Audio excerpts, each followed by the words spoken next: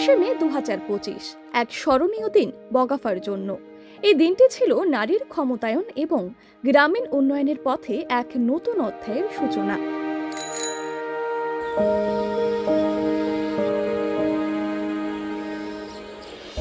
বিএমএমইউ বগাফা আয়োজন করে একটি গুরুত্বপূর্ণ ওরিয়েন্টেশন প্রোগ্রাম, যেখানে পিআরআই সিভিও অভিসারণ এবং গ্রাম সংগঠন সমন্বয় কমিটি গঠনের উপর গুরুত্ব দেওয়া হয়।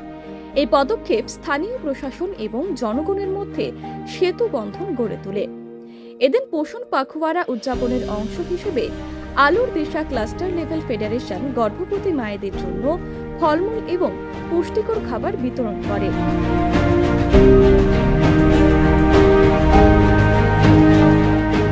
এই ছোট উদ্যোগ মা ও শিশুর সুস্থতার পথে এক বড় পদক্ষেপ। এদিকে স্বনির্ভর গোষ্ঠীগুলোও পিছিয়ে নেই।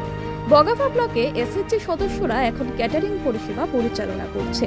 স্থানীয় অনুষ্ঠান থেকে শুরু করে সরকারি কর্মসূচিতে ঘরে রান্না করা খাবার সরবরাহ করে তারা প্রমাণ করেছে নারীরাও পারে। এদিন সংযোগ ক্যান্টিনের উদ্বোধন ঘটে বিএমএমইউ চত্বরে।